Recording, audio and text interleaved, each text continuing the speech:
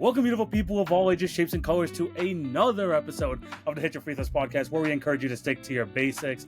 I'm one of your hosts, TV, aka TV on Basketball, alongside my co-host, Jay, aka Knockdown Jay. How's it going, my guy?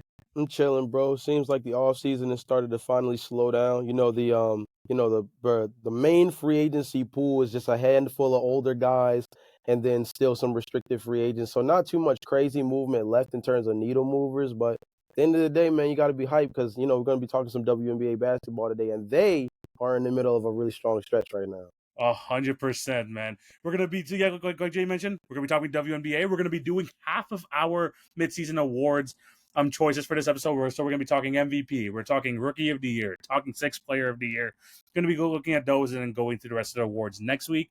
And of course, like we started the last week with the top 10 point guards, we're going to be doing the top 10 shooting guards today. Going to be a straightforward episode. Should be a really fun episode. And and for any of the viewers or any of the listeners, Jay might be a little bit underwater, so cut him some slack here in today's episode. It's still going to be a really good episode. We're still going to get through this one. Should be a really great episode for today. But before we get into today's episode, we do have to plug our other socials. Make sure you follow at TV on Basketball, at the Ruchi Jumper. Those links will be found in the description down below. In terms of the Hit Your Free Throws podcast, make sure you follow us on TikTok and Instagram for the best NBA content. You got the reaction to news. You get the podcast clips. You get all the different series we have. You can find all of those on the Hit Your Free Throws TikTok and Instagram pages.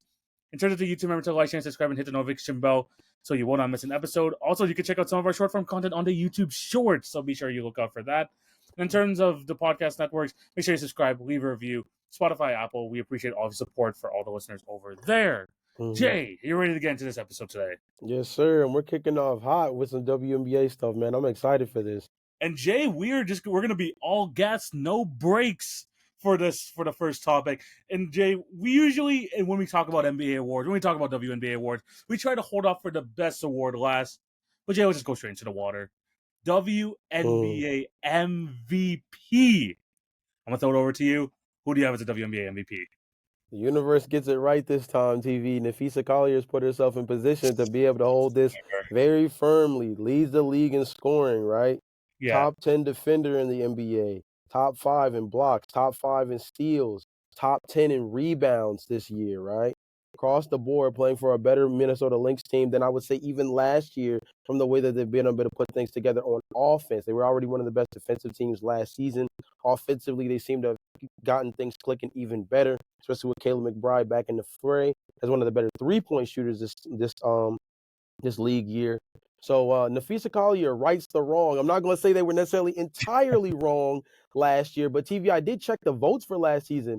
Napheesa Collier didn't get a single first-place vote last year. Yeah, I remember that. It not was a single MVP. one. Yeah, I guess she heard the disrespect, and she said, I got to do more than enough to make sure that they can put me in a similar position this upcoming season. And right now, I think she comfortably is sitting at that top spot for MVP right now. Yeah. I mean, like, Jay, last year we had a discussion between A'ja Wilson and Napheesa Collier.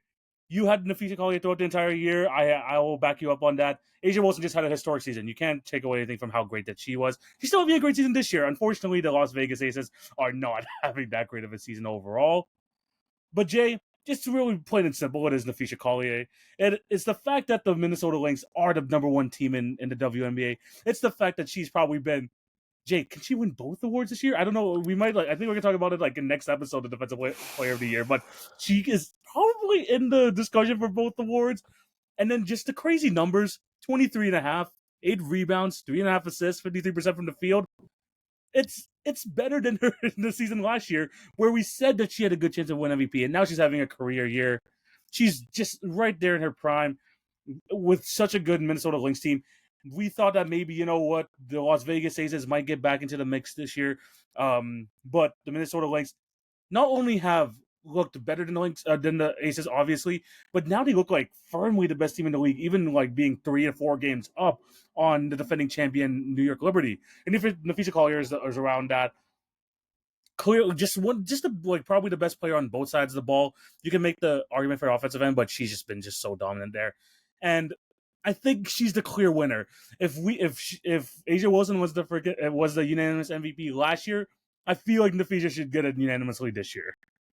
I agree, man. Right now, all the stats say that she's leading in a lot of different areas. And if she's not the leader, like I said, she's either top 5 or top 10 across the board. You pair that with them being so successful as a team right now.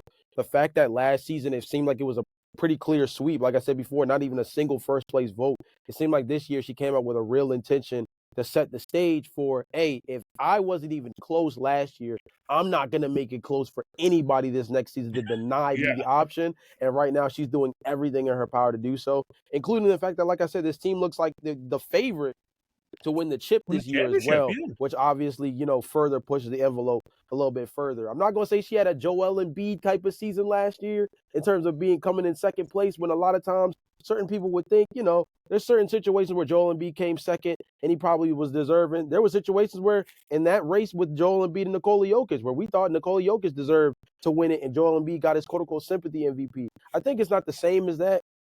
Like you said, A'ja Wilson was on a historic tear in a totally different way than even what Joel Embiid was doing in that season. That's what made it so different. But like I said, similar to Jokic, man, Napheesa Collier can't let it happen twice back-to-back seasons. I think she pretty much solidified herself. And I wouldn't be surprised if she does the clean sweep this year. Yeah. I mean, you mentioned Nikola Jokic and Joel Embiid. I honestly feel like, and I think the timeline works out perfectly between these two players. She really just feels like the SGA award in that sense, like in the way that she won MVP and the kind of the timeline of it all, especially since both guys came in like the 2018, 2019 sort of season. And now, like, being in the MVP race, if you're Napheesa Collier, I mean, you've been top 5 3 out of your, I think, 6 seasons I've played so far, 3 out of like 7. SGA kind of in the same breath, like 3 or 4 years where he was like right in the mix for MVP.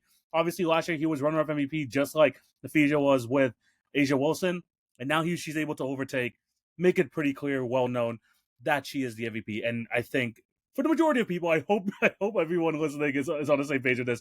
She fully deserves MVP, 100%. But Jay, just before we move on to the next award, I think just as much of a story as Napheesa Collier probably going to be like a unanimous MVP. I don't think A'ja Wilson's second, Jay. Alyssa Thomas. Yeah. Alyssa Thomas this year, Jay. At the right age of 33 years of age, she is probably having the best season of her career with one of the top teams in the league, in the Phoenix Mercury. Jay, 15.5 points a game, career high, 9.5 assists per game, career high, 8 rebounds, one of the top teams in the WNBA. Alyssa Thomas is always someone who's going to be in those MVP discussions. Like, out of the last 3 years, she was obviously runner-up 2 years ago, top 5 last year, top 4 3 years ago. Jay, for having the best season of her career on a new team and surpassing someone as talented and as dominant as A'ja Wilson, just goes to show how great of a season, firstly, the Phoenix Mercury have had this year, but also Alyssa Thomas has been just clearly one of the best players in the league as well. Yeah, and I think the biggest thing too is they've been able to move the culture from Connecticut there with her in a sense, right? She's been able to handle that pressure of being an older player, but being able to be that next guard of establishing a culture within Phoenix, which is really, really important because obviously they're seeing a legend walk out the door in their own respects, right? And so putting themselves in a position to continue that new wave moving forward, even if it is with an older guard at the helm. Alyssa Thomas translating that defense first mentality from Connecticut, it showed itself in a real way in the early going. You pair that with all the talent that they have on that roster, and now you have yourself in a really good situation where, again, that's another team. You look at the top when you're thinking about what the possible championship run is going to look like. This is another team that's right there in the mix with Minnesota as a favorite to win the chip. Yeah, at this point, she's like they're in the mix with freaking like New York and Minnesota. Especially their starting 5 wise, they are that good. Yeah, I think you have to ask yourself when healthy whether or not they're 2 or 3. I think that's really my interesting question. But because I feel like Minnesota, they've kind of solidified themselves at the top spot as of right now. Yeah. But I think between 2 and 3, you have to put Phoenix and you have to put New York right there. I think the question really is going to go between those 2 top 5s, and depending on how healthy they are. Obviously, we know that Satu Sabally didn't play in the All-Star weekend game as well, paired with a lot of the stuff that was going on. So I think this is a team in Phoenix, especially with Alyssa Thomas at the helm, that is going to continue to make noise heading into the postseason. The way they finish is going to be so important, though, because like I mentioned beforehand, I think that Minnesota is making it just from a team perspective, not even just what Nafisa is doing, just from a team perspective, they're almost making Nafisa's case undeniable in a way that was very similar to Asia when they were able to finish so high in the standings last year. Asia had a team with Las Vegas that was top 6 in offense and a top 2 defense. I think we were talking about during the playoffs at the time, right? So they have one of the best defenses in the league. A top 6 offense was, top half of the league.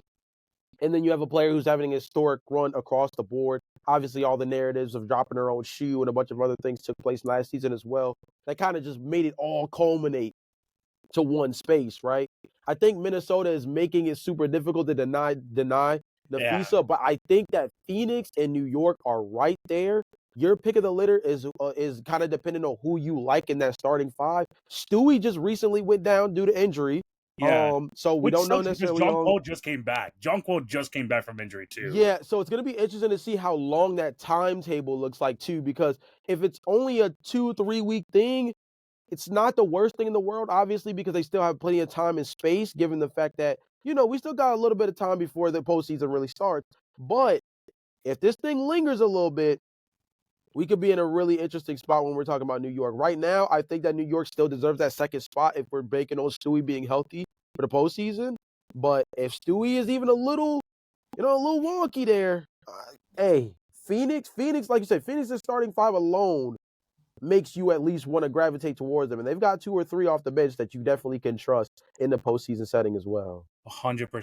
Update on the Breonna Stewart injury. I had to double check if there was any update. Associated Press in New York said she avoided a significant injury. She will still be traveling with the team, so that's probably good news. If she's only out for like this road trip, which is about 5 games, I think they're going to be in a good place nonetheless. But the difference between like the New York Liberty and the Phoenix Mercury, especially going to this postseason compared to the Minnesota Lynx, is look, they've had to deal with the Liberty, like you mentioned. Breonna Stewart going down with injury. Jonquel Jones missing like 5 to 6 weeks just off of her own injury alone, and she was like top 4 in MVP before she went down with the injury. And then with the Phoenix Mercury, you just have like a whole new change of starting lineup, a whole new change. Although they've been playing really good, the Minnesota Lynx have been together now for like a couple years now. They've had like that chemistry, especially with that big 3 over there with Kayla, with Courtney Williams, with Nafisa Collier, with Alana Smith down low. Yeah. I think the chemistry is going to be a big thing with the Minnesota Lynx, and with them having the best player in the league so far this year, it's going to be hard for them to deny them their chance at getting their revenge and winning that championship this season. So it's definitely a race to look out for. Thanks. Jay, let's move on to the next award, though. And the next award we're going to be discussing is the Rookie of the Year award. Now, it's interesting. This is going to be an interesting award. I want to hear where you're gonna stand on this. Obviously, the 2 rookies out there in Washington doing their thing. Paige going up to a slow start, but it was definitely picking it up as of late. Who do you have here as your Rookie of the Year? So I have Paige Beckers. First off, I want to be on the right side of history, right? I feel like if we're just going off from a voting perspective, it seems like it's her award to lose. It seems like it's been like that from the beginning of the year, even with her slow start, right? That's number 1. Number 2, she's averaging almost 20 points per game, and this is with her shooting 32% from 3. So, and we know that she's a high-level 3-point shooter. Yes. So the mere fact that she's averaging nearly 20 and she's shooting much below what we know her average is as a 3-point shooter goes to let you know that as she continues to get an understanding of floor spacing at this level, she's going to be able to get more easy shots. And obviously, she plays on the Dallas Wings team that relies heavily on her from an offensive perspective. She's a player that as she gets more and more into stride, and we saw that from a transition from the beginning of the year, going on, moving forward. And we saw this with Caitlin Clark as well. So this needs to be a thing that's understood, right? Similar to Caitlin Clark, I think I mentioned this in the beginning of the season. Similar to Caitlin Clark, like she faced like the top 3 defenses from the past year, like from the previous year. Like her first 5 games had 3 of the best defenses from the previous year in it. And I think Caitlin Clark, she faced the Connecticut Sun 3 times in the first 7 games or something absurd like that, her rookie season. Right. So that just goes to let you know that part of the slow start is being thrown straight into the fire and not being given too much time to breathe when you first step into the league, right? Yeah, she had to face the Lynx twice and then there you go. See what I mean? You know what I'm saying? So anybody's having a slow start under certain circumstances like those ones, right? So you see her picking up the stride, understanding the floor spacing around her, and understanding the circumstances as her being a number 1 option. number 2 option for this Dallas Wings team, right? And you see what she's being able to do, like I said, averaging nearly 20 points per game, putting herself in position to be a high-level player. And she is a floor raiser for the Dallas Wings. Don't get it twisted. The record might tell you something differently, but she's a player that definitely moving forward for this team is clearly a building block, not just in name value, not just in Instagram followers. The talent is clearly there. And the difference between her and Kiki Iriafen, first off, is just the fact that Sonia Citron is also splitting half the votes for Shorty at this point. That's the thing too. Like, it's hard. Yeah. Right. They are hooping. They are both playing at a really high level right now and putting a lot of pressure on the Washington Mystics to understand that this franchise is ready for the now, not the future. They are here to play early and often, and they're putting themselves in a really good position. So half the battle is just that those two are splitting votes with one another to keep it a buck. But the other part of it is, too, TV, hey, man, check your Twitter, check your Instagram, check your YouTube, bro. It feels like every other day it says Paige Beckers is the first player since to do such and such, bro. Yes. It feels like from a rookie perspective, if it's a record in the books, she's somewhere near it, around it, or past it. And it feels like every other day I'm getting a different graphic with Shorty passing up somebody. And that just goes to let you know that not only is she being tasked with a lot on her shoulders playing in Dallas, but it shows that she's also up to the occasion of being this top-level high draft pick, not just as the number 1 overall pick, but a player that people have been anticipating the arrival of Paige Beckers since she was about 14 years old, right? And there's not too many prospects that we've had this kind of hype around. Remember, Caitlin Clark didn't even have this kind of burn really until the NCAA tournament the year prior to her being drafted. Yeah. That's when it all really started. And she was a Team USA player, high-level recruit, and all those things way beforehand, but she didn't have the hype like this burning all the way through. Paige Beckers has had LeBron James level hype, Zion Williamson level hype since 14 years old. Now she comes into the league and out the gate. She's killing it. You can say whatever you want to say about Dallas as a team, but in terms of her as an individual performer, the goods are exactly what we thought they were. Exactly what we thought they were. Yeah, no, she's 100% Rookie of the Year. I don't know where this Dallas offense would be without her. Like, it's actually insane. Like the floor of the Dallas Wings offense, where like it feels like besides Enrique Agumawale, it's like where's the offense coming from if it's not Paige Beckers? She looks like she already has all WNBA level offensive talent. She's probably going to be, if she's healthy next year and the Dallas Wings are in the mix for like a playoff spot, she's probably going to be all WNBA next season at this point, Jay. That's how great she's been. Obviously, we're talking about the efficiency. That will continue to go up once she gets more accustomed to the WNBA level. Yeah. And it's just a matter of fact. And I think, Jay, if you want to compare this race to kind of something like in an NBA sphere, Jay, just think about the freaking Joel Embiid, Malcolm Brogdon race from like 2016, 2017. Yeah. Like, it's a lot closer than that in terms of like stat-wise, right? Yeah, Obviously, if you guys remember the Joel Embiid, Malcolm Brogdon race, Malcolm Brogdon on one of the top teams in the league at the time with the Milwaukee Bucks. Joel Embiid, he only played like what? I think it was like 32, 33 games that year. Yeah, it was definitely before the minimum, right? This is before the minimum. Yeah, this is permanent MVP level stuff with Shorty. He was in that situation where everything, and if you could have taken his season and even doubled it, I think he would have clearly unanimous. Clearly. Even if he just got above this, like you said, there wasn't a limit at the time. So had he just doubled his game production and just even got up to 60, I think he would have just been the runaway guy. I think if he got to Jay, that like the stats discrepancy that year, if he got to 50, he would have won it. No, that's fair. That's fair. And I'm not saying it's like that big of a stat discrepancy. Obviously, when you look at what players like Sonia Citron, when you look at Kiki Iriafen, but in the sense where Paige Beckers is in like one of the worst situations in Dallas, right? He's like obviously coming into a team, being the number 1 pick. There's a reason why the Dallas Wings had the number 1 pick in the first place. That has to be said.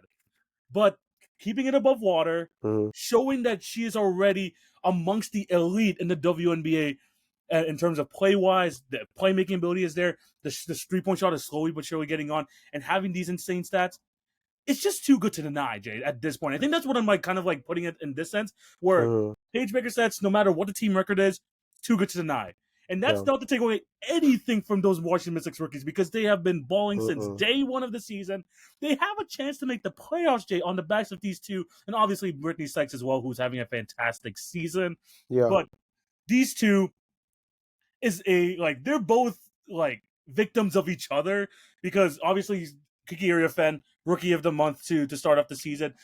Starting off super great. Seeing Sonia Citron right behind her, but then it feels like they've been flip flopping ever since then because you have a good Sonia Citron stretch, you have a good Kiki Iriafen stretch, and they've been switching back and forth. Wow, Paige, she has no one to compete with. She's the main offensive engine of that Dallas Wings offense, or the lack of Dallas Wings offense. That she's basically the entire system in of herself. She's clearly the rookie of the year, and I know some people are going to make that argument for any of the Mystics rookies, and I want to give them the respect, but let's not overthink it here. She clearly is the rookie of the year, and she's the hype that we've been giving her since, again, pre-COVID days, since she was 14 years old. She's meeting up to it, and I'm super excited to see what the rest of her career has in store for her, especially if they get a top pick. Jay, if they get the number 1 pick somehow, you pair her with Lauren Betts. Ooh, that's gonna be a duo to watch in the future. Yo, I mean, the funny part about it, right, is you think about and this is kind of a side tirade from the actual awards for a second. Yeah. I was actually thinking about this coming into this podcast, talking about like the rookie of the year race in particular, right? And you look at what Washington has been able to do with putting 2 rookies together in a really quick time frame, right? And this is without Georgia Amore, by the way. Georgia Amore. Great point. Great point. Without Georgia as well. But you see what they've been able to do with 2 rookies. You look at what the Indiana Fever were able to do in back-to-back seasons, right?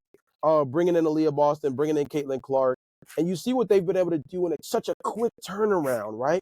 Mm-hmm. And I just look at the Paige situation, and you just ask yourself, bro. You just ask yourself, if the Dallas Wings can position themselves to do what this team and this team did, right? The Mystics and the Fever, with this talent at the helm, I think you can make an argument, and this might be a dangerous feat, this might be a dangerous cliff to jump on, but I think you can make the argument that if you compare the other 2 duos, right?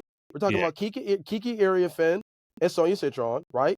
Aaliyah Boston and Caitlin Clark, and then you talk about Paige Beckers and then maybe like Lauren Betts, like you said beforehand. Dare I say and make the argument that the Wings might actually have the best young duo of the 3?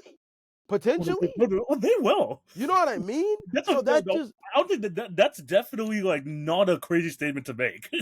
So that just goes to show me, or that gives me the impression that the blueprint that can be used from these other 2 squads by just hitting the draft the right way in back-to-back seasons and just making sure, right, that it really fits. And I think the big little system is also very, very important. The lack of overlap is so important to player development in this league, right? Because you have to remember, there's not a million roster spots. You don't have time to just be playing with guys playing with these women off of potential. Yeah. Exactly, playing with people off of potential. It doesn't work the same way in the league where they have a developmental system.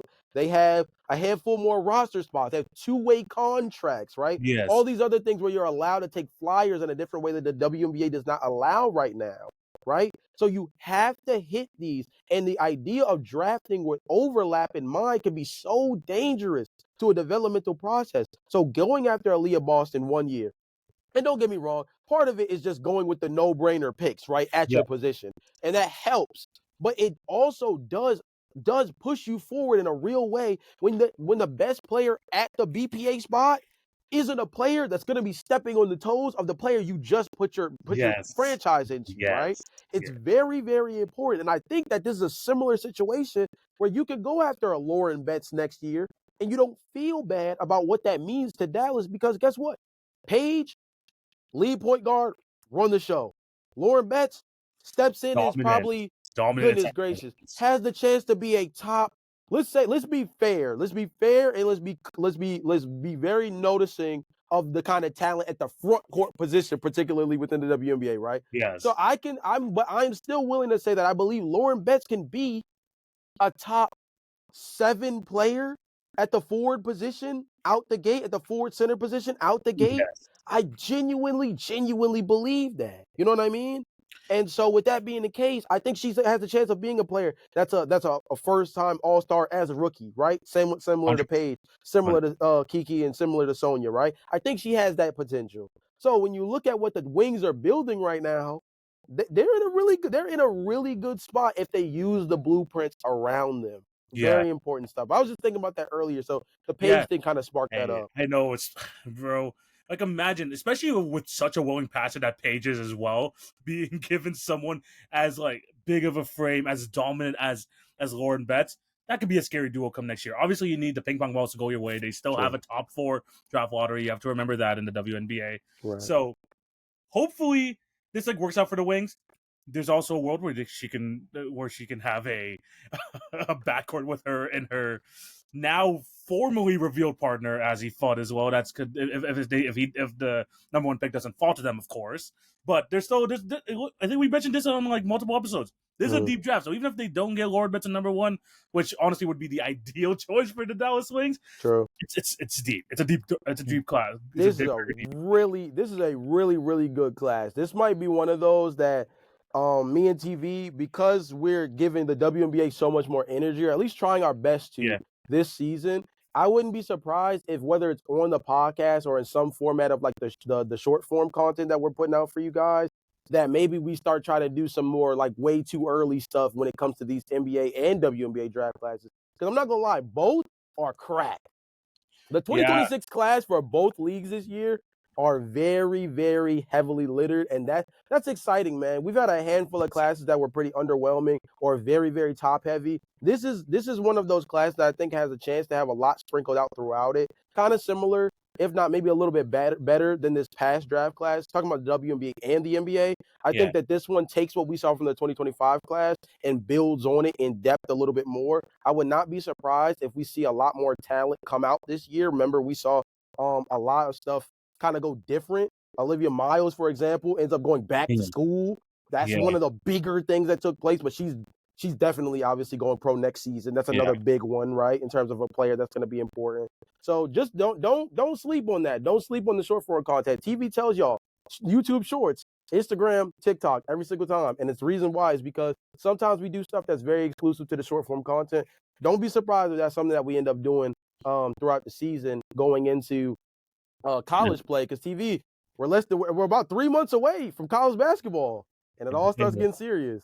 100%. I mean, like, we mentioned Lauren Betts, we mentioned Nazi Fudd, Olivia Miles, Flau'jae Johnson. That's just a small sample size of what this just draft has to offer.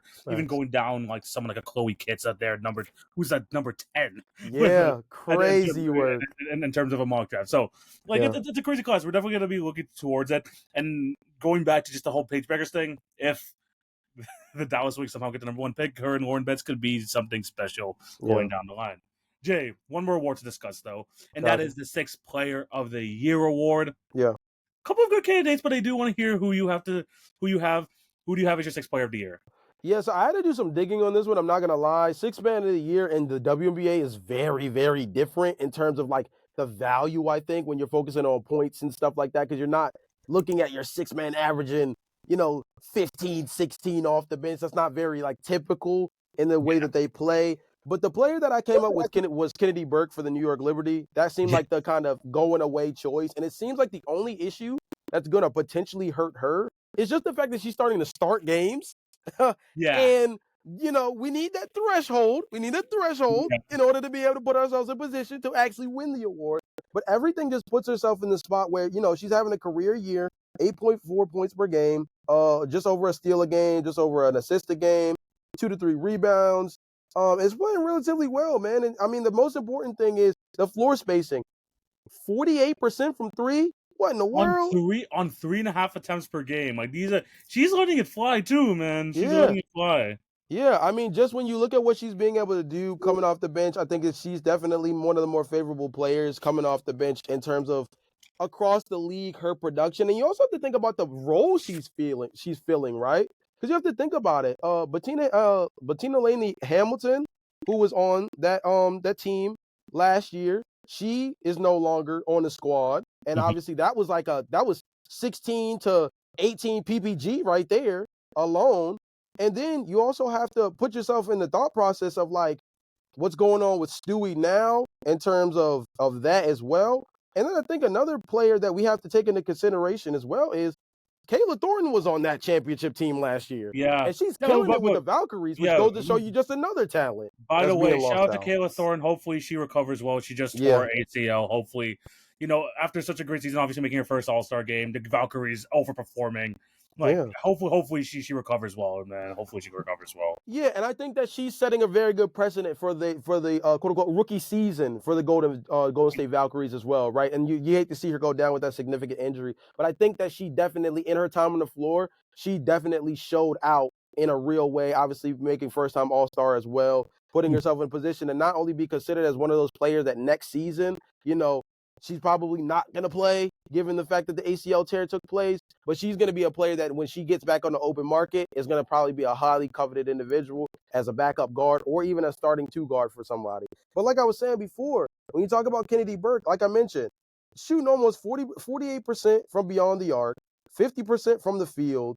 And you're talking about, like I said, the role she's filling is taking up, real minutes that would have been held by players like Kayla Thornton and Bettina Hamilton from that team last year. So she's not just stepping into a role filling in as a floor spacer. She's doing it for a team that came off a chip, which is a whole different type of pressure. So she's my front runner pretty calmly, and her recent starts is like the only thing that makes you like have cause to pause, because again, there's a threshold that you have to stay within or to count. Yeah. If she's willing to stay in that threshold, I'm 100% give it to Kennedy Burke. The percentages are crazy, Jay.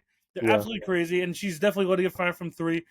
Just especially with the loss of Kayla Thornton and all of them, they just needed some more bench production, and Kennedy Burke was able to get it. I know they just signed someone who was like the 2019 WNBA, I think, Finals MVP the other day. I'm trying to remember her name. I'm trying to kind of backtrack. So they definitely got some help on that bench as well to add to Kennedy Burke, but she's for me clearly the sixth player of the year. She's been having a great season so far. Obviously, the starts are the only issue. If what's it called? If Breonna Stewart's gonna miss some time, she might have to step into and get some more minutes. But Breonna Stewart seems like it's not gonna be super long term, so I think she'll still fall within the right qualification. So Kennedy Burke 100% should win it. The only other people I was thinking of putting on here, one, Natisha Heidemann of the Minnesota Lynx.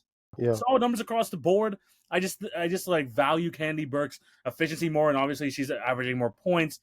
Just had like probably just an overall better season.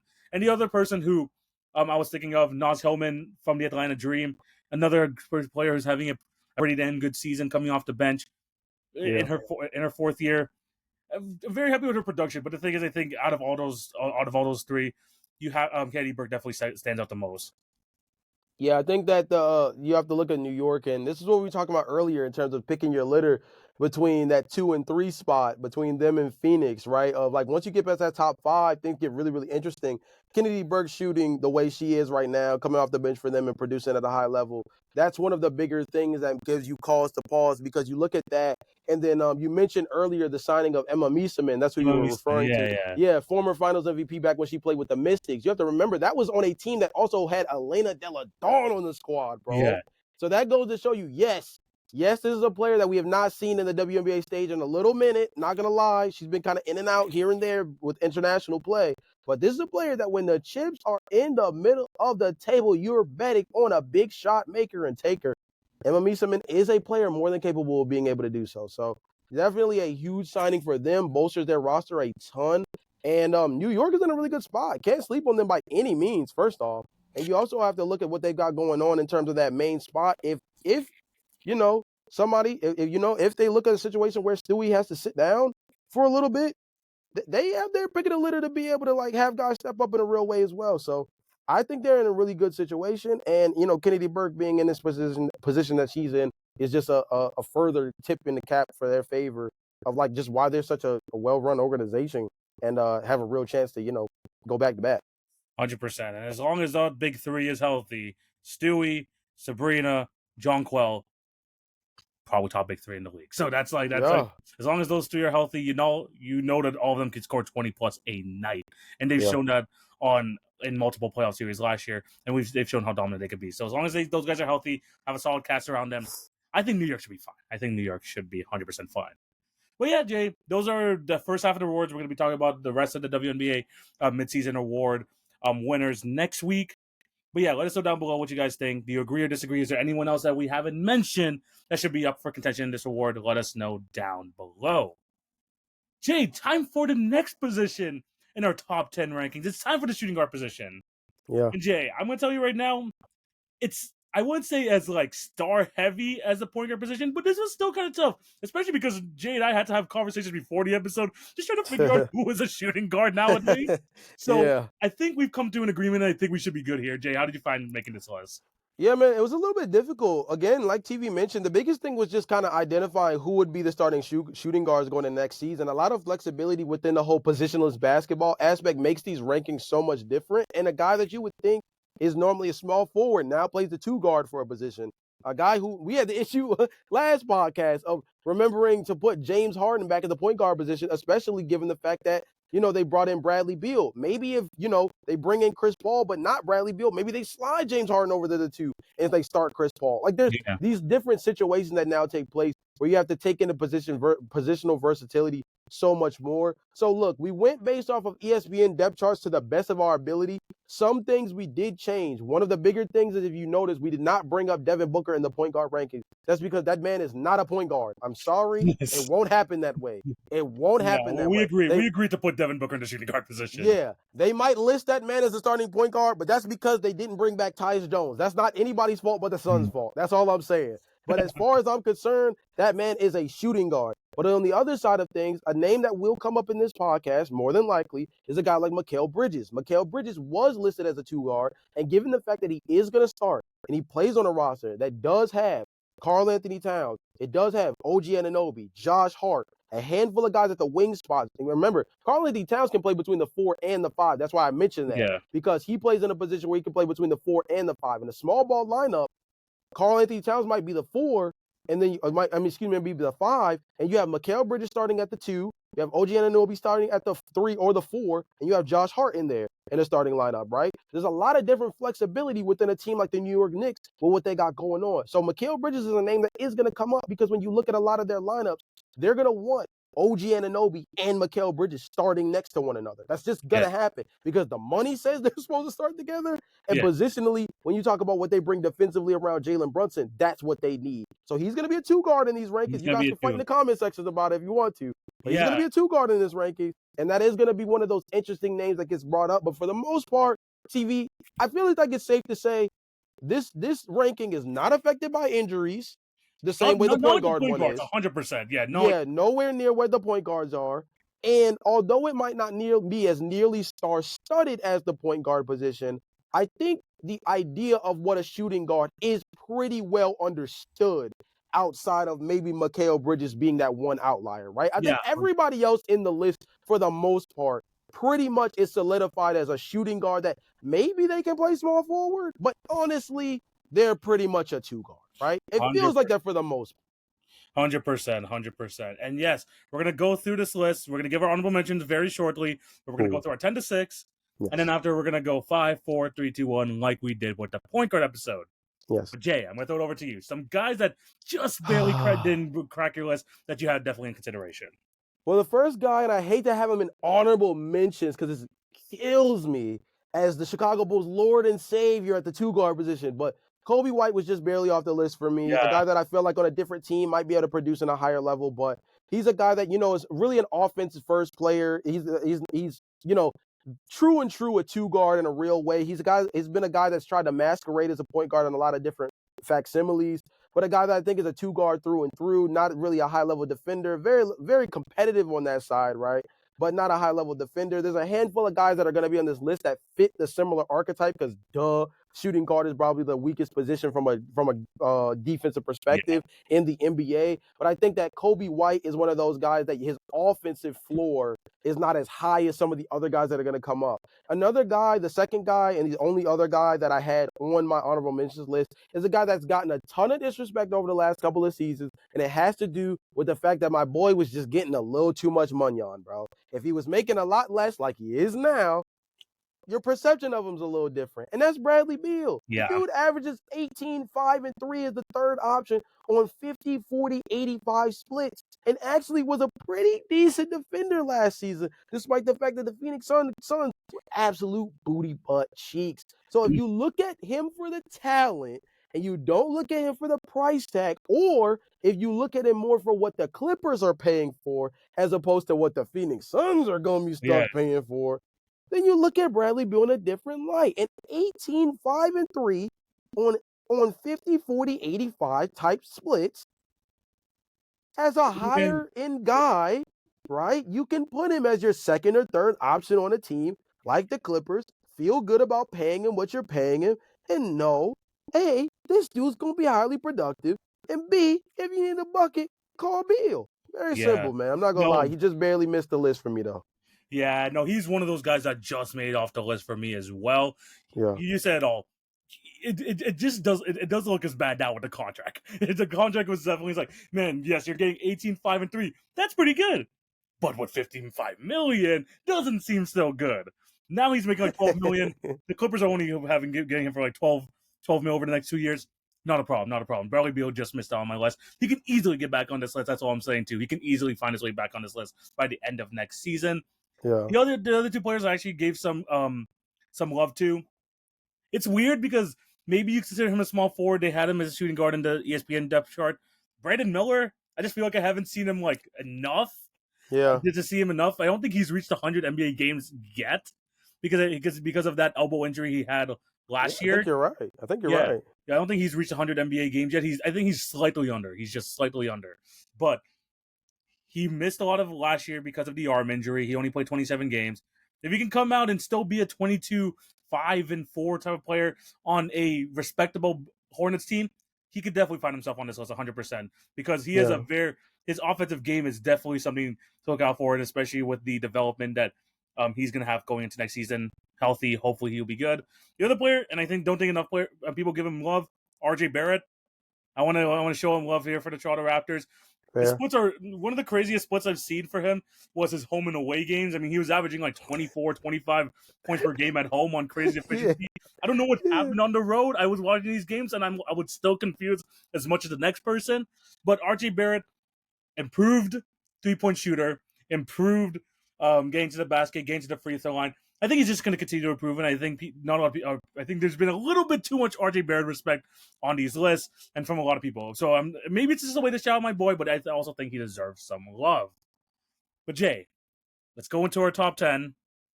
Number 10 to 6. Who do you have on their list? Okay, so we're doing them. Are we doing them one by one? Or are we listing? So we're going 10 to 6 first, and then we'll go one by one for the top 5. For the top half. Okay. So on my 10, I have Tyler Hero. Okay. At number 9, I have Austin Reeves. Okay. At number 8, I still have my boy Zach LaVine here. Okay. At number 7, I have Desmond Bane. Okay. Yes. And at number 6, and this might actually adjust my list a little bit here. What are we counting Dyson Daniels as? He's a shooting guard. And what is Amen Thompson counted as? I have him as a shooting guard. Okay, so let me adjust my list on the fly here. Yes. Okay, here's what I'm gonna do. I have to bump. I hate to say this because he just came off an All-Star. Yeah. I have to bump Tyler Hero off. Okay. I have to bump Tyler Hero off, right? Yeah. But I'm gonna put Dyson exactly where Tyler Hero is. So actually, Tyler Hero will be my first name off. Okay. Instead of Bradley Beal. Okay. Yeah. And I'm factoring an upside here a little bit here. But I'm going to put Dyson Daniels at 10. Let me restart. Dyson Daniels at 10. Austin Reeves at 9. Zach LaVine at 8. Desmond Bane at 7. I have Amen Thompson at 6. Okay. I have Amen Thompson at 6. I know there's a weird difference between him and Dyson Daniels, despite the fact that they might seem like the similar players. It's very different to me, but we'll get to that. Okay, interesting. I wonder who your top 5 is because there's some guys here maybe they deserve to be higher, but interesting list. Okay. I will say Dyson Daniels did not make my list. I'll have him as an honorable mention. I just want to see one more season of it. If he can do one more season for me, then I'll put him up there. He was definitely most improved player. I just want to see another season of increased value, some more improvement from Dyson Daniels' game, but he can easily be in this top 10 by next year. Number 10 though, Austin Reeves at my number 10 position. Okay. Number 9, Tyler Hero. Number 8, Mikal Bridges at number 8. Okay. Number 7, Derek White. Okay, Derek wait White. a minute. Okay, keep going. And Interesting. at number 6, the one that we have exactly the same, Amen Thompson, up Okay, there at number 6. interesting. I'm Your surprised you. top 5 is kind of different. Maybe I hope Okay, I'm not forgetting somebody because the I don't know. Dyson I think Daniels I thing. forgot someone too. I'm like, did I forget someone? Yeah, because the Dyson Daniels thing, man, and Tyler, man, take it. You know what, TV? Oh man, this is all happening live on the podcast, y'all. Yeah. So keep this a buck. Keep this a buck. Me and TV do not talk about our list before we get on the pod. Yeah. So this is all happening live. TV, you know what, bro? You're so right. Dyson Daniels should not be on this list yet as a one-hit wonder, should he? Yeah. This makes me think about Amen Thompson so crazy though. No, we both have him like right outside the top 5. I thought I was maybe projecting a little too much, but Jay, this is the one that I think that is the crazy one that we both have in the top 6 shooting guard. Yeah, for sure. Best perimeter defender in the league. Probably. He's up there. He's up there. I mean, let's think of the names. So Dyson Daniels. So let's think of the names. Dyson Daniels there. Lou Dort's probably there. Is Drew Holiday still there now? I don't think at this point. I don't he's think probably he's still probably top 10 though. Safely. Top 10. Top 10 safely. Yeah. But Amen Thompson is different on the defensive end. And he's shown that, and this is why I have him like so much higher. Yeah. He's shown an improved offensive game. He has shown better playmaking. He's a very good rebounder at his position as well. Yeah. And it's just and the opportunities are still gonna be there when you have KD on your roster, when you have Fred VanVleet feeding you the ball. I can imagine these numbers going up for Amen this year, man. And this is someone who's always going to be on the defensive end. He's going, funnily enough, a shooting guard being an anchor of that defense is going to be there. Oh, that's a great point. Yeah, Amen's difference between him and Dyson Daniels is so important. Give me. Actually, let's do this. Because I think Amen, me and you are both here. The upside is there. His ability in transition, demonic in the open court. Him and Tari Eason last season. Yeah, him and Tari Eason in the open floor last season was absolutely demonic behavior. Like, that did not make any sense at all. Then you pair with the fact that him as a slasher, probably one of the best backdoor finishers as a slasher in the league. If he goes baseline, it's him and Aaron Gordon who are. Yes, if he goes baseline, it's night, bro. Yeah. Like, it's one of those things where you're getting cut off. He's like how Zach LaVine used to be as a backdoor cutter in the early stages with the Chicago Bulls. Yeah. Just a guy that if he cuts baseline, you're not doing anything with it. But I think you make a good point with him and Dyson Daniels both making All-NBA defense last season. That's huge just for their own personal achievement. But I think Amen Thompson's ability to be a real anchor on the perimeter as a defender, I think it's so much higher than Dyson Daniels in terms of his positional versatility as well. I think he has the chance to guard 1 through small ball 4, dare I say, in certain situations. And the only reason why I go that far is because I think Amen Thompson is a more capable defender than even what the healthy version of Lonzo Ball once was. And if you remember, Lonzo Ball once was able to guard 1 through small ball 4. I always reference that game where when Julius Randle played for the New York Knicks, that Lonzo Ball was guarding him in the second half of that game, in that second half of one of those games. That was when Julius Randle was the starting 4 for that New York Knicks team, right? Yeah. So I think Amen Thompson has that same ability to guard 1 through 4 in a way that Dyson Daniels, he's more of a free safety type, you know what I mean? Yeah. Big hitter, big time guy that's going to end up, he's going to get you interceptions. He's going to get you a big hit here and there, but he's a guy that's not necessarily your on-ball threat. Amen Thompson, I think if you put him on an island with somebody, is Revis Island with that player, bro. They're having a tough night. The Steph Currys, the Anthony Edwards, the switchability across the board puts him in a whole different bracket. So I think Amen Thompson, I think me and you are right here with him. And some might say he's too high at 6. Some might say he's too low at 6. I don't know. He was making a damn good case for me in my top 5. He was making a good case. But let me ask you this question. This is probably the bigger discrepancy for our list, right? Because I think we both still have Austin Reeves here. I think this is pretty good. Sell me on Dyson Daniels versus Tyler Hero, because I really don't like the idea of bumping Tyler Hero off coming off an All-Star game for Dyson Daniels, who really didn't do anything more than make All-NBA defense, which, yes, being an All-NBA caliber defender is a little bit bigger of a deal than making an All-Star game, just given in today's climate where there's a lot more social media pushing the All-Star game, as opposed to, like, if you make the All-NBA team, you are one of the top 10 defenders in the NBA that given year.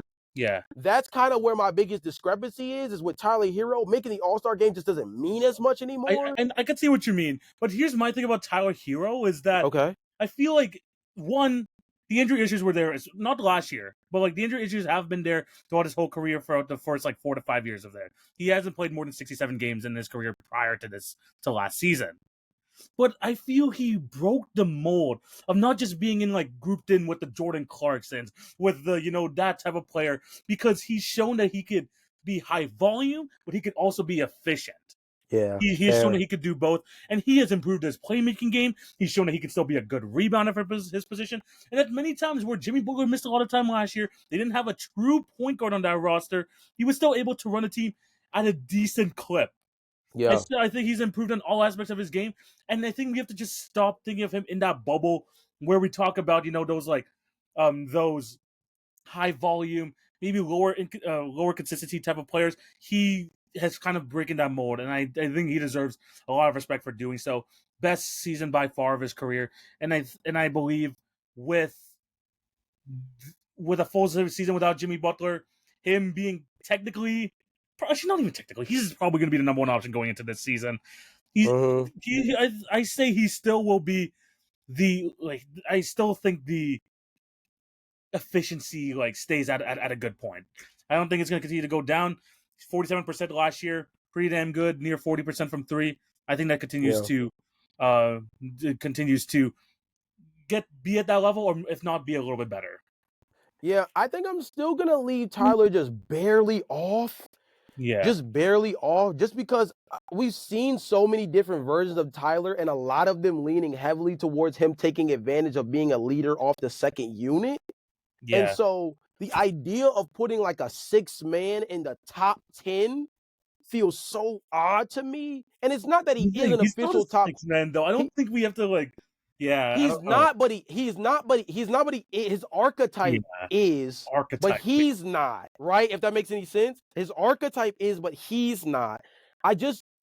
Maybe this is a fair case of, again, similar to what you said about Dyson, of like, maybe we need to see one more season of it. But I feel like the same thing could be said for Tyler, right? As a productive player at the starting 2-guard position, as a guy who needs to be trusted as a high-level ball handler for a long period of time at the starting position. Because when he's been given the keys to start before, it didn't go nearly as well, and we were having questions about him, right? Yeah. So you have to ask yourself kind of a situation of like, what reality is the true player that we're talking about, right? And now, if we're going simply off of the figment, right, the 1-season sample size, again, there's a difference between an all-star and an all-NBA player, even if, yes, it's all-NBA defense. But again, all-NBA defense only has 2 teams, not 3. So you are considered a top 10 defender in the entire NBA, in a league where they tend to favor the big man position for all the all NBA defensive teams, to be one of 2 guards in the first team spot, and to be above players like Lou Dort and Alex Caruso, who were on one of the best, if not the best, defense in the league last season. That speaks volumes as a defender, particularly when you factor in his position. I think the thing that I'm giving Dyson Daniels so much credit for is he actually is a much better 3-point shooter than we gave him credit for back when he was with New Orleans. Yes. Number one. But number 2, I think there is something to be said, and I think we're giving Amen Thompson the same credit to a certain degree.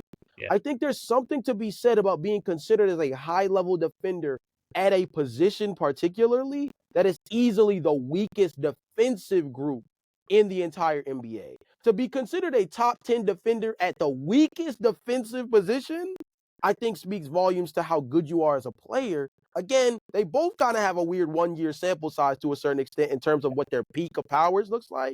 But I think that Dyson Daniels hitting all NBA, it just hits a little bit different for me. But I see what you're saying about Tyler Hero, because it's hard to take a guy who literally just came off the All-Star team and put him at number 11. That does feel kind of rough. Hey, look, multiple years of 20 points a game, best season of his career so far. I believe that he's been consistent enough and got himself to this point where we have to kind of look outside of the box for him, and hopefully this season he continues to kind of grow on that point. The points I've been saying, that he could be maybe not a lead point guard, but a secondary ball handler, all that type of stuff. Hopefully he can continue to build on that, and hopefully last season it's not just a one-time All-Star thing. Hopefully, this could mean multiple All-Star games for Tyler Hero going down the line, and hopefully that means he only misses like 5 games a year, the most healthy season of his career. So shout out to Tyler Hero. But Jay, I mean, like I'm gonna go through like our top 5 very shortly. I'm surprised you have some guys pretty low, but I'm interested to hear who your top 5 is. I think this is where we're gonna have some debate, especially at the bottom of the top 5. Jay, who do you have at number 5? Yeah, so this is a guy that we didn't discuss nearly as much in your portion of the list. So he's going to come up now. Actually, 2 guys. And this might just simply come down to me maybe forgetting some names. So I apologize in advance, depending on the circumstances. But at number 5, I have Mikal Bridges here. Okay, so you have him high. You have him higher than me, and got it. All right, and at my number 5, Jay, I have Zach LaVine. I never thought this would happen on this podcast. I never thought this would happen on this podcast. Holy crap. 2 different discussions. Why do you have Mikal Bridges number 5? Okay, so again, it actually kind of bleeds from my take about what I just said about Dyson Daniels, and what I also was kind of preaching in favor of Amin Thompson being so high. I feel like one of the more underrated things at the 2-guard position is the ability to have versatility and defensive prowess at that particular position, right? And although we know Mikal Bridges is not a true 2-guard necessarily, right? He is a guy that now playing the 2-guard position for the New York Knicks simply uplifts their defense significantly by adding a high-level defender at a weakened position when it comes to defensive acumen, right? You give the fact that Mikal Bridges can be an on-ball player. We saw that ability in the back half of what he was doing with Phoenix and in a certain time period when he was playing really, really well with the Brooklyn Nets. In the playoffs, he was elite. Yes. In the playoffs. Yes, we've seen what he's been able to do as an elite-level defender. I will never go back. I will never be able to not reference those 2 back-to-back games where he gets big stops on Jason Tatum and Jaylen Brown to close out those games for the New York Knicks, right? You also pair that with the fact that he has real on-ball presence. I know the shot looked real wonky in the beginning of the season with the New York Knicks at the beginning of the year. It was getting better. 100%. But it improved over the course of the year. We know this is a guy that can hit 36 to 37% from beyond the arc on 4 to 5 attempts per night. We know this is a guy that can handle guys off the dribble, high-level slasher, a dude who's going to be one of the better defenders at this position. And we know when it comes to him having to get a stop, I can trust this guy at the 2-guard position to be put on one of the better players on the perimeter and make a good defensive play. I think one of the biggest things that I might be overrating this, and I'm willing to say that because I have 3 guys, again, Mikal Bridges, Amin Thompson, Dyson Daniels. Shoot, another guy who I had higher than Zach LaVine in this conversation was Desmond Bane, right? I had Desmond Bane at 7. I had Zach LaVine at 8. I thought I was being humble, right? And the reason why I put Desmond Bane there is because I simply believe that if you ask Zach LaVine and Desmond Bane to both get a bucket, I trust Zach LaVine more. But if I ask Desmond Bane to go get a stop over Zach LaVine, I trust Desmond Bane in that pocket more often. So I know that Desmond Bane can be a near 20-point per game scorer. And I know he can shoot 40% from beyond the arc. I know Zach LaVine can be a 23 to 24-point per game scorer and shoot 37 to 38% from beyond the arc. But that 2-way ability is where I snapped. And that's why I met myself in the middle and said, I love you, Zach. I love you as a player. And I wanted to put him higher. But I think I might be overvaluing defense on this list just given the position that we're grading right here.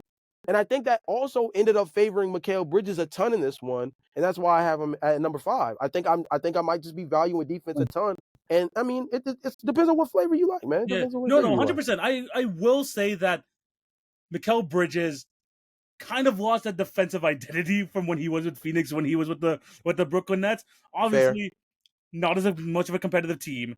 He was the number 1 option, so he had to do a lot more in the offensive end, which meant that his offensive efficiency had to go down. Right. And he got off to a slow start this season. You got to remember, he was in that weird pocket in the beginning of the season where he was like changing up his jumper, weirdly enough. I remember that time earlier on, and he wasn't being that knockdown shooter like he was for the Phoenix Suns back in the day. He wasn't being as reliable from the 3-point line, but he started to grow into the role.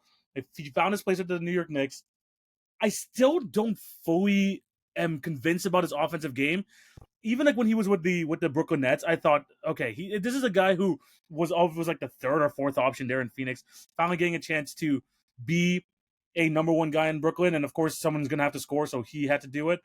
but I still am not like a fan of his like full offensive repertoire. I still believe he fits best as one of those like catch and shoot guys. Maybe like get him the ball, make one or two moves, and get to the paint sort of player, rather than being a guy that can create shots for himself and for others. And I think we saw that with the New York Knicks when they go into this deep offseason. But overall, I think the defense is going to get there. I think we're going to have a lot more respect of Mikal Bridges going into this year because of the huge change he had to undergo in order to fit this Knicks roster. He had to go back to learning to be that third or fourth option. I think that's going to help improve him and improve his ranking in this list, probably going after next season. But Jay, Zach LaVine is my number 5. Yeah. It's funny because it was the same thing with last week where you had John Moran like super high up and he's like one of my guys, and then I had him like number 9, and now I have Zach LaVine number 5 and you're at number 8. Jay, I still see him as an elite offensive player. I think he's been miscasted in whatever situation he's been in. Put him as a number 2 option on like the Boston Celtics. Put him there on a legit, playoff contender, and you will see Zach LaVine's true potential. He's putting himself, not even himself. He just keeps being put in these roles. Whether it's the Chicago Bulls, now in the Sacramento Kings, Zach LaVine is not a number 1 option, guys. He can be a top tier number 2, the best number 3 in the league. Yeah, and he's an elite offensive player. 47% from the field last season. 44% from 3, Jay. He's so right, though. He's so right, guys. He's so right, though. He's cooking right now. Field, 40, like, he's insane. He's an insane offensive player. It's just the situations he's put in don't fully see the true value in it. Yeah. That's just like what I see. And this is someone who's coming off a major injury, guys. This is someone who's coming off a major injury, who came back 51% from the field, 45% from 3, and he can create shots for others. And no, he can create shots for himself. He could be a good tertiary or secondary ball handler. But in whatever situation he finds himself in, he's the number 1 in both. That's why. And the thing is, he's still efficient. He's still super efficient. And you know what's so right? And you know what's funny? Okay, so I was thinking about this recently, right? And maybe we'll do an episode on this as an evergreen thing, because maybe an episode, or maybe we'll do it for TikTok or something. That'd be kind of cool. Yeah. But I was thinking recently, right, about all the rumor trades around the NBA trade deadline that didn't happen, right? Yeah. And one of the more intriguing ones, and I remember doing a TikTok when the news came out that this team was targeting Zach LaVine. TV, do the NBA playoffs in the Western Conference go different if the Denver Nuggets did move Michael Porter Jr. for Zach LaVine, bro? It's the Nuggets, it's the Warriors, and it's the Magic. Those are the 3 teams where we look at Zach LaVine in a completely different light. Those 3 situations. And they were all connected to Zach LaVine. And they were all I look back at the idea, right, of Zach. There's a couple of different interesting trades like that, right? Like, I look back in the Zach LaVine and Nikola Vucevic to the Golden State Warriors trade package, right? Yes. That looked different for them from a depth perspective instead of going after Jimmy Butler, right? That one being one. But let's look at Zach LaVine in Denver, right? Because Denver seemed like the team that, like, I feel like had they just gotten a little bit more shot creation outside of Jamal Murray and Nikola Jokic, and primarily Nikola Jokic, because to be honest, because Jamal Murray was not having himself too much of a good postseason run. Aaron Gordon was the superhero of superheroes this past postseason. To be honest. But Zach LaVine as like your secondary/tertiary offensive scoring option for that Nuggets team. We talked about Amen Thompson being one of the best backdoor cutters in the league. It would be Aaron Gordon. Mind you, these guys have had rivalries before. Aaron Gordon and Zach LaVine, both as slashers, with Nikola Jokic passing the basketball. And he's an elite 3-point shooter, Jay. He's an elite 3-point shooter. That's the thing. We don't need the ball in Zach LaVine's hands at 100%. So right. He's a great off-ball player, but he's so just right. miscasted. He's just so miscasted in the role. Okay, I don't know if I can move him in the top 5 because that feels so aggressive for what I have going on. But I do feel like you have talked me into Oh my gosh, man. Oh my gosh. That's so true. It's so true. I've been huge on Zach LaVine. I feel it's so true. Yeah. Can I bump him? Can I bump him to 6 and move Amin down 1 and move Desmond Bane down 1? Fair. Okay, you can do Okay. that. Only because, man, because you're preaching though. That's the thing. You're preaching. And listen to my thing. I thought I was being fair to Zach LaVine. I was trying my best not to glaze, right? This is a guy who's a former Yeah. Chicago Bull, one of my top 5 favorite players in NBA history. Favorite, not best. Yeah. Favorite for all you people who are a little weird about stuff like that. But he's one of my 5 favorite players to watch in NBA history, and one of my 5 favorite players to have in a Chicago Bulls uniform, more particularly, right? So I tried my best not to glaze, y'all. I tried. But TV's kind of preaching here. The idea of a guy who can be like a 50-40-89, 50-40-90 type of guy, right? And I mean, he's more like a 46, 38, 85. He's somewhere in there, right? But again, I think you make a really good point. Him being miscasted as a number 1 is probably the most dangerous part about evaluating Zach LaVine. Because like you said, if the Magic traded for him, if the Warriors with him next to Steph Curry and Draymond Green, and you bring Vucevic too, oh my gosh, that would have been crazy. If he goes to the Nuggets and he plays next to he plays next to Jokic and he plays in between Jamal Murray, like the situation is so different. Right, it's so different. Even God forbid, because I really don't want to see this, but as many times as he's been rumored to the Lakers, if he plays next to Luka and LeBron, right, his role is so different. And I hate to knock my boy down simply because he played for the Bulls. Like, I hate to say, and I say knock him down because of the fact that he plays for the Bulls, being the fact that him being miscasted within a Chicago Bulls role, or shoot, even with the Sacramento Kings, it's actually almost hurting his value as opposed to actually telling the truth about him, which is a really solid player. TV was spitting. I got to give TV his props. He's been bad team his whole career. You're right. Basically, say you're so right. And he's just been miscasted. I feel if he's in a more winning scenario where he doesn't have to somehow find himself as a number 1 option all the time, it's so weird. But he's a damn good basketball player, and I want to put it out there. Jay, at number 4, who do you have? Okay, so this will determine where our biggest difference is and where somebody like may have forgotten a name if it even happened, because the top 3 I feel very safely about. Yes, I feel so. This is really the only one. My number 4 was somebody you already brought up, and again is making me really question myself here. But my number 4 is Derek White. Okay, see, I had Derek White just. It's funny because I had him. I was flip-flopping between him and Amin at 6'7". So yeah, he was right there. Jay at number 4 of Desmond Bane.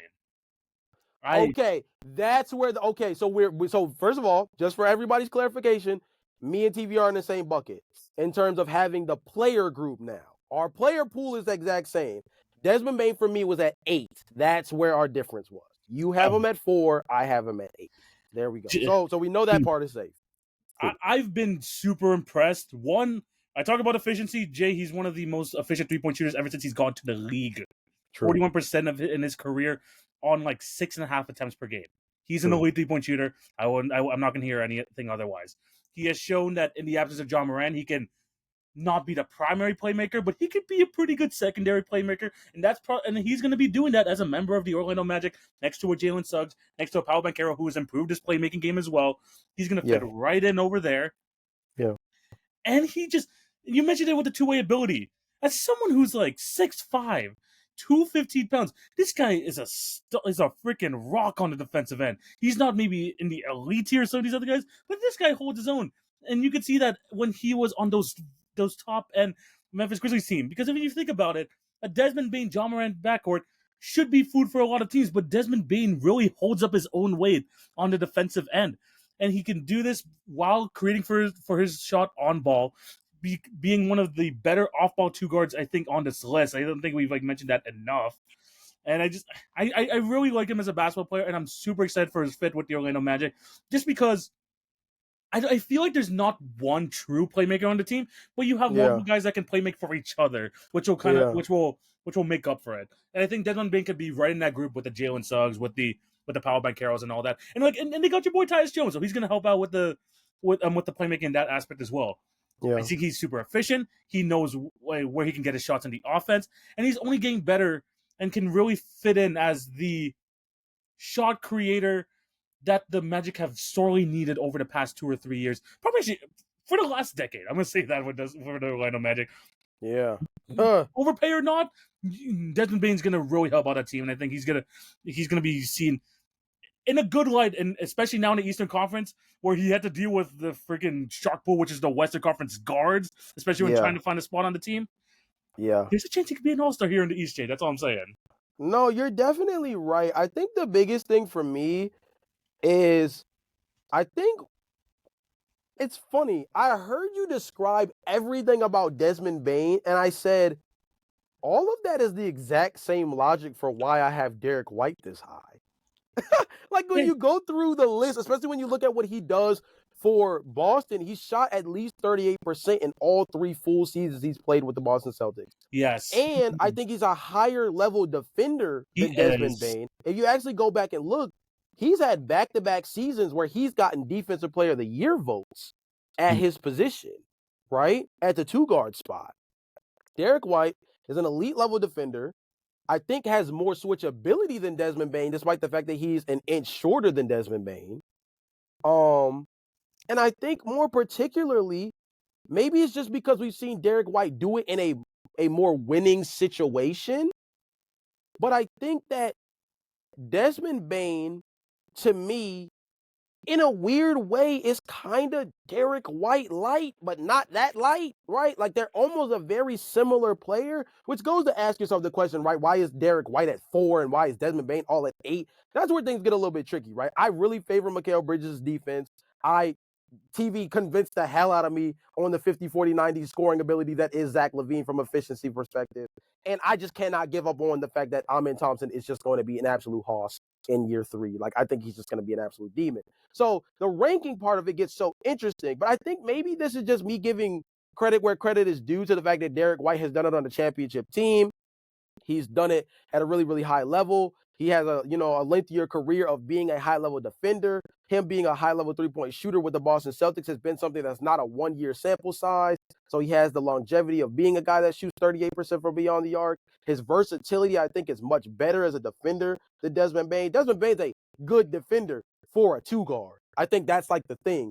But Derek White is a good/elite level defender in the NBA. Those are 2 totally different conversations. Because being a good defender for a shooting guard still puts you in the bottom echelon of defenders amongst the entire league, unless you're a Dyson Daniels, an Amen Thompson, a Mikal Bridges, where you get mentioned in all NBA category. If you're just an above average or an average defender for the 2-guard position, that's called getting away with murder for most teams, because usually you just hide that guy on the worst offensive player on the other side, right? So I hate to have Desmond so low, given the fact that his archetype is so similar to Derek White.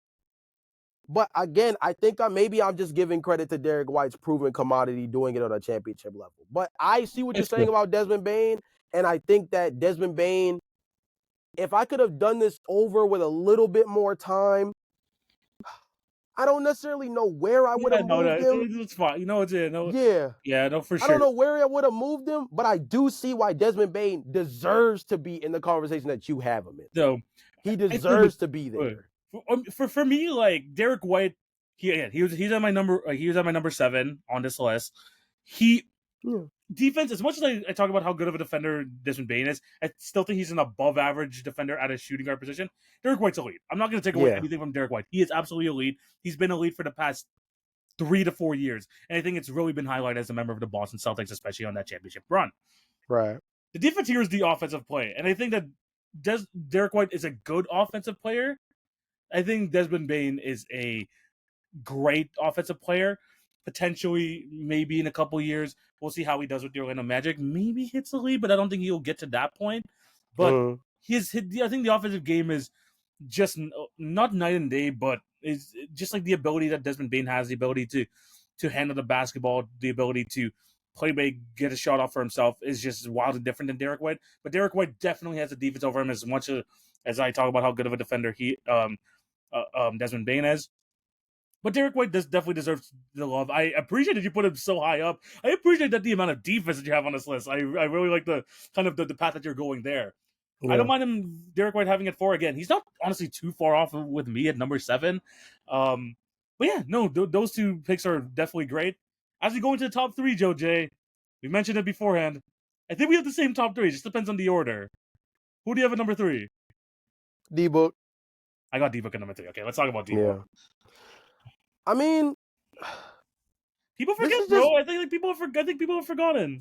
Yeah, I think that the last 2 years in particular has really put him in a weird position in terms of separating him from Donovan Mitchell and Anthony Edwards. Seeing him perform at a high level on the big stage has become, much more important given his positional value. Again, scoring the basketball, showing up and dropping 30, 40 in postseason play, it adds to the lore, you know what I'm saying? Like, at the shooting guard position, we're not going to have blocked by James moments and things of that nature that give you that understanding that, like, yo, this guy is elite across the board. His ability to fill up the scoring sheet is so important, especially doing it in high leverage moments. I think that Devin Booker is slowly but surely starting to fall down the totem pole simply because we just haven't seen him in that environment play at that high of a level in a little minute, right? But I think in reality, like, this is where he belongs. He belongs in the top 3. Him being at 3 just has to do with the fact that the other 2 guys that we've seen are playoff risers. They rise to the occasion in a real high level. And Devin Booker, on the other hand, we have not seen in the postseason rise in a real way the last couple of years. Quite some times. Yeah. It's been quite some time. Yeah, I 100% agree. I also have him at number 3. It's weird because the difference between 3 and 4, I think, is pretty damn big. Yes. I will say that the top 3 is like in a class of their own. It's just like over the past 2 to 3 years, we've been like moving them around this and that.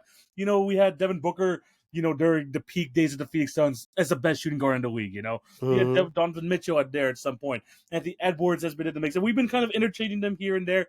But the difference, like you mentioned, Anthony Edwards and Donovan Mitchell have proven to play at the highest level when they're needed the most in the playoffs. And they've had two back-to-back playoff appearances where you could see that from both Anthony Edwards and Donovan Mitchell. Devin Booker, the last memory we have of him in the playoffs is him getting swept by Anthony Edwards. If you remember from 2 years ago. Yep. And we've seen him, like, he's been further than both of them. He's made it to the NBA Finals.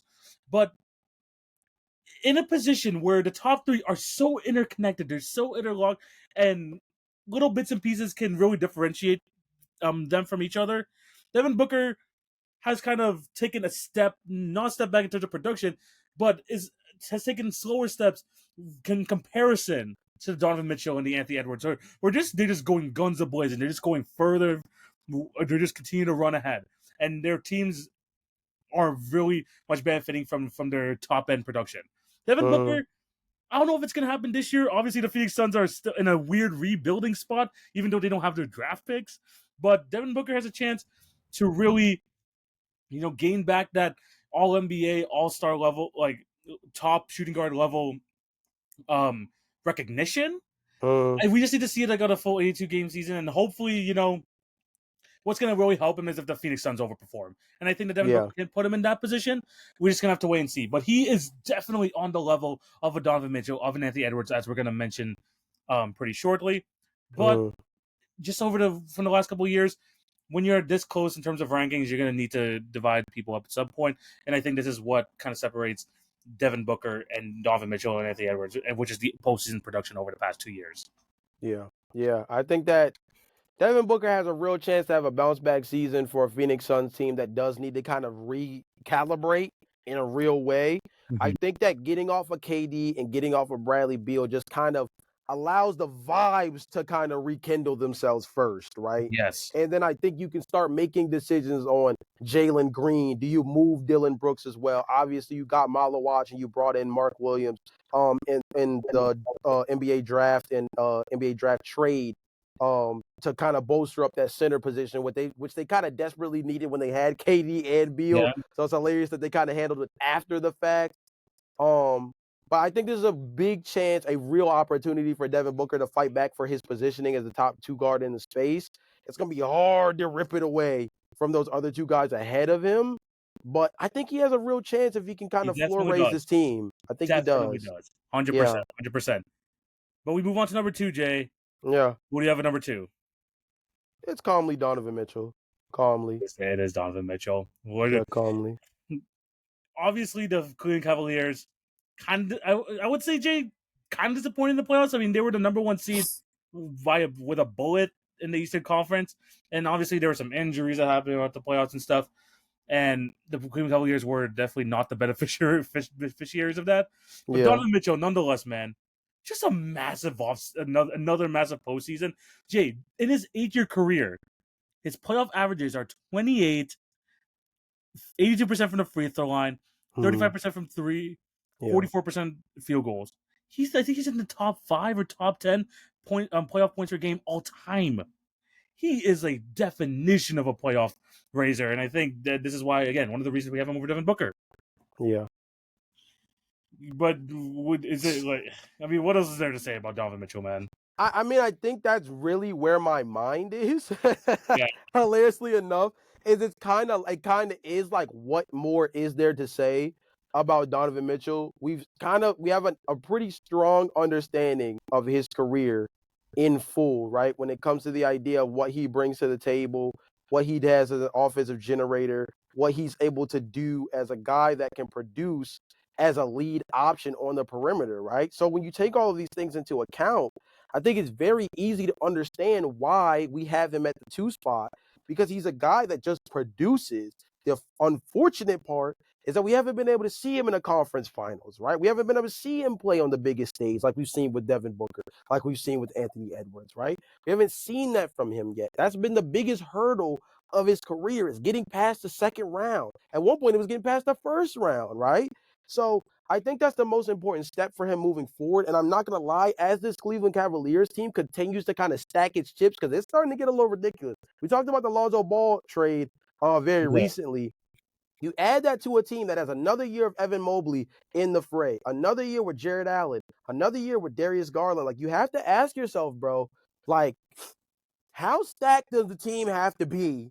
How many regular season, best record in the NBA, best record in the Eastern Conference, best record in the Western Conference, if you go back to his Utah Jazz days, are we going to have where you're just this regular season demon, and in the postseason, you're good. You're elite even, but you're not a good enough player to overcome, the very minuscule, if we're being honest, especially when we talk about Cleveland, deficiencies for your team. Because from a roster construction standpoint, it doesn't get any better. There's not too many teams built better than what Cleveland got going on right now.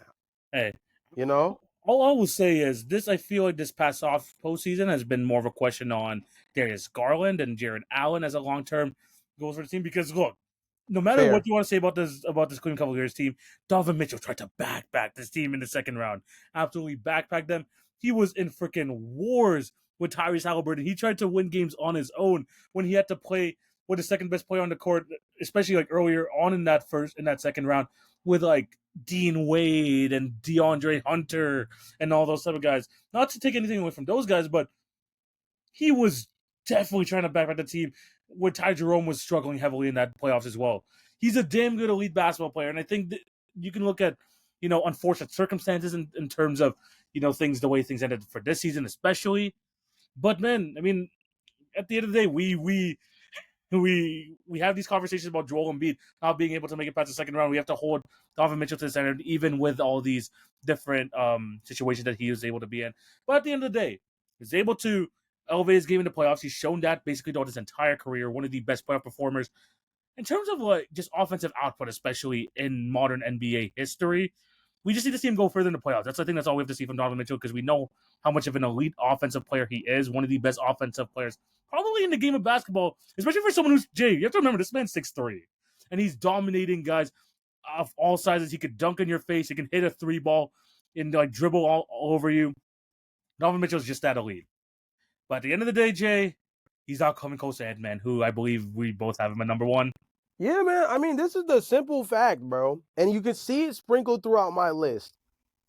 I probably, and I can openly admit, probably overvalue defense in my list. And I'm a guy that very much values two-way play. So that might just be part of my own personal criteria, right? Mm-hmm. I very much value defense and two-way ability on this list.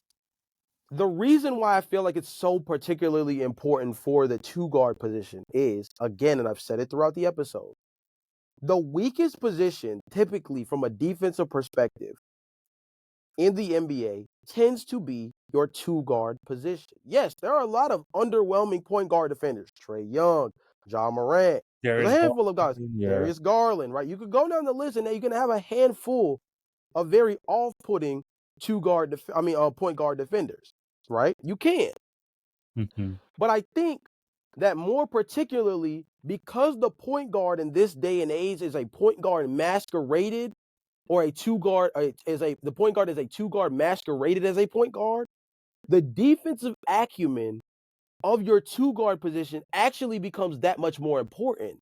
Because although they're a shooting guard, they are also your best line of defense defensively on the perimeter if you do not have an elite level wing, right? That's why I think a great example of this is Dyson Daniels, right? It's so important to that Atlanta Hawks team because, yes, Trae Young is a heliocentric offensive hub in itself, below average defender.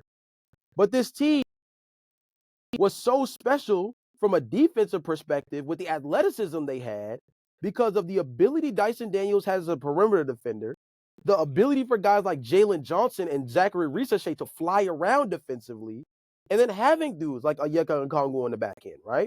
So you can make up for your point guard, who is both a point guard and a shooting guard in a sense with the responsibility as a high-level scorer as the point guard has nowadays, that your shooting guard, although does need to be a good offensive player, I think is almost an extension of a 3-and-D wing in today's league, given the fact that the point guard position has so much offensive responsibility.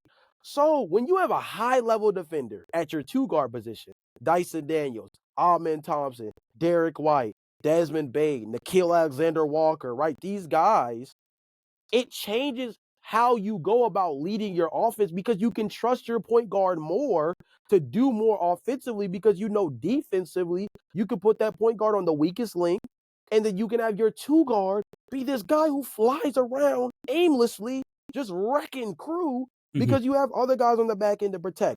Anthony Edwards on the other end might be the best two-way shooting guard in the entire NBA, dog. I mean, across the board, we talk about what Amin does, we talk about what Derek does, we talk about what Dyson Daniels does.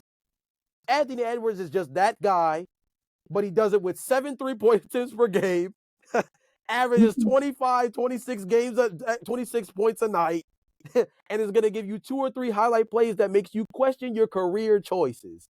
I'm just saying, man, Ant-Man is unstoppable. He really is. He's my number one shooting guard in the league as well. Career highs across the board, top 7 in MVP voting, and he brings on both ends of the court. And now, Jay, I mean, like, as much as we want to talk about, and I think the biggest criticism of Anthony Edwards this past season was why isn't he aggressive enough? We love seeing Ant-Man fly through the air. We love seeing him attack the rim. But Jay, he's an elite 3-point shooter now. He's an elite 3-point shooter now. And I think he was like one of 5 or 6 guys this year who hit over 300 3-pointers in the season. He has added that to his game. He is a very good inside the paint finisher. And yes, we've seen him in 2 postseasons now in a row where he kind of gasses out near the end. But at the same time, Anthony Edwards has showed that he has been able to be that number one guy on both ends, and he has shown that he can also slowly but surely he's getting involved his other teammates. And you've seen that with the addition of Julius Randle. We were wondering how that fit was. It actually turned out to be a lot better than we expected, Jay. Turned out to be a lot better than we expected. And I think he's just going to continue to grow in that playmaking role. We know the offense is there. he's going to continue to keep growing. And then you add the defensive ability as well of Anthony Edwards, and we've seen that in postseason settings as well, where he can absolutely lock down. Yeah. One of the most complete players in the league, the best shooting guard in the league. And Jay, he's only 23 years old. It's only going to get better from here. I mean, dude, and I think the other part that's so special about Anthony Edwards is, look, man, and this is a whole separate tirade. So as a person who's not feeling super well, I'm going to try not to go super insane on this, right? Yeah. We're in a day and age, and me and TV talk about this a lot online and offline, actually. The idea of the way that the NBA promotes its young stars is so interesting, right? Because they don't do a very good job of it in the way that the WNBA has tried its best to do. And outside of Caitlin Clark, obviously, who I think they've pushed very heavily but had very questionable, skills around actually promoting her in a real way. But let's talk about the NBA. The NBA has had a really tough time in terms of pushing the new guard of NBA All-Stars and the next guard of, like, the guys that are going to be taking over the league. There's a lot of people that are still hanging on to the threads of LeBron James, Steph Curry, Kawhi Leonard, James Harden, KD, right? And there's a lot of these outlets that, like, cannot survive if the names LeBron James, Kevin Durant, and Steph Curry don't come out of their mouth at least once an afternoon, right? Mm-hmm. Once a morning, once a day, right? And I think that Anthony Edwards, in his own way, simply just by being a high-level performer, we called him the OG Slayer during the last two playoffs, I think is what we came up with the name for, has made it so important to highlight these younger guys, man, because they are up next.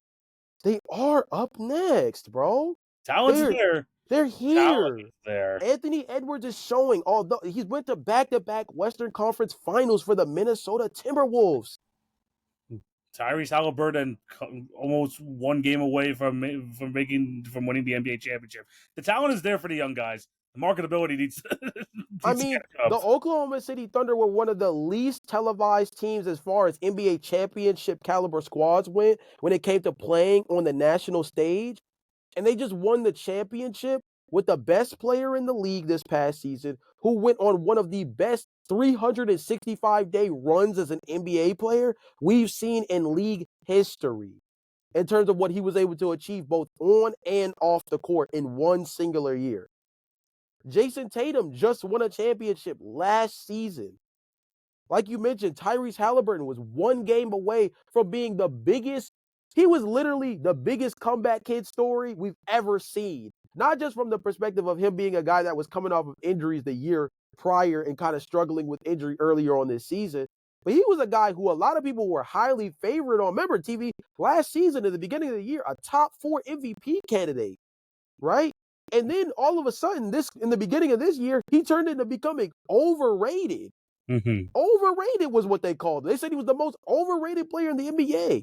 And he was one game away from flipping the narrative on everybody's head and being an NBA champion for the Indiana Pacers, whose second best player, in all due respect, because I know this is your guy, but the second best player was Pascal Siakam, a guy who's probably not even top 15 in the league right now.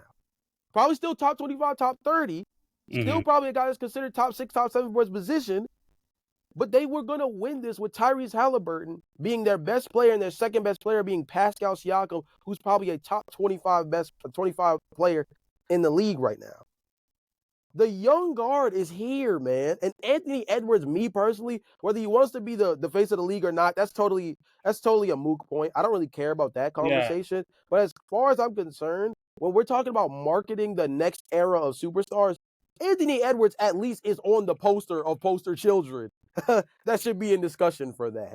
And I think the fact that he is the top 2 guard right now, doing it on both ends, is a good representation of not only where the league is heading, but where the 2 guard position is going to have to shape its form into. Because TV, this hasn't been talked about a lot, but the score first shooting guard that just is your Lou Williams, Jamal Crawford, fill up the stat sheet type in terms of scoring the ball at a high clip, that archetype is falling off.